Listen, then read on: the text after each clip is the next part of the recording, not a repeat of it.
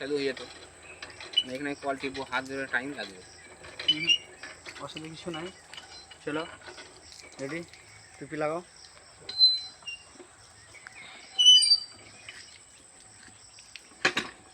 তাও বলি আমার চলে এলাম আবার সেই পুরোনো জায়গায়, আমাদের ইমামবাড়াতে। চলো যাক, আমরা এবার সব রেডি হয়ে গেলাম। ওখানে খুলে দাও। জায়গাটা খুব একটু ভালো, খুবই ভালো জায়গা। আল্লাহর অলির দরবার তো এরকমই হবে, শান্তিময় জায়গা। চলো যাওয়া যাক। আমরা এবার চলে যাব মাজার শরীফের উপরে। এটা সিঁড়ি। আসসালামু আলাইকুম ইয়া উলি আল্লাহ রহমতুল্লাহি ওয়া বারাকাতুহু।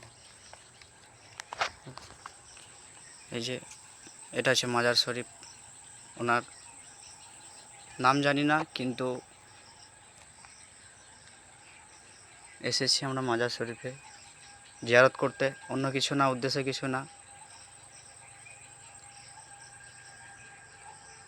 কারণ আল্লাহর অলির দরবারে যদি কেউ জিয়ারত করে, মোনাজাত করে, আল্লাহর অলির ওসিলাতে আল্লাহ মহান রব্বুল আলামিন আল্লাহর অলির দোয়া কবুল করে নেয়। কারণ আমাদের দোয়া কবুল করতে রব্বুল আলামিন একটু দেরি করে, কিন্তু আল্লাহর অলির দোয়া কবুল করতে বেশিক্ষণ টাইম নেয় না। তো সেই জন্য আমরা চলে এসেছি আল্লাহর অলির দরবারে।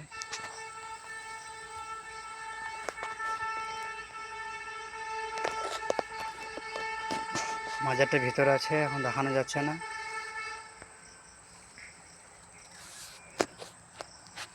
চলো জাহিদ।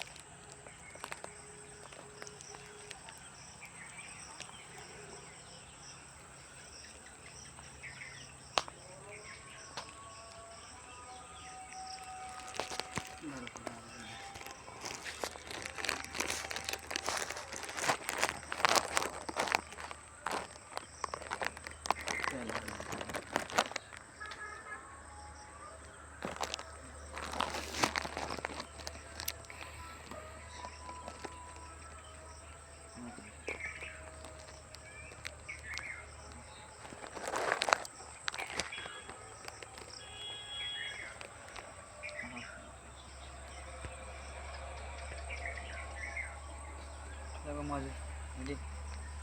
মাজারটাকে দেখি।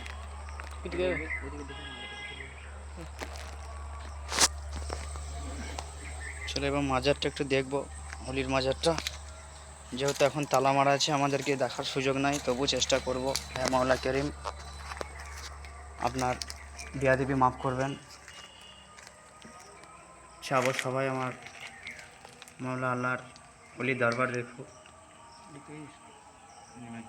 এটা হচ্ছে মাওলা পাকের দরবার শরীফ। আসসালামু আলাইকুম ইয়া উলি আল্লাহ রহমতুল্লাহি ওয়া বারাকাতুহু। এরপর আমরা চলে যাব। মাওলা করিম মাফ করবেন। আমরা আবার চলে এলাম, আমাদের জিয়ারত করা হয়ে গেল। ইনশাআল্লাহ আল্লাহ যদি আবার আশায় আসবো মাওলা দরবার।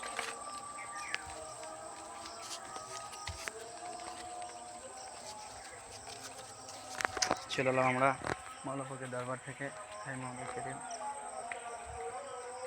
গাড়ি মাফ করবেন।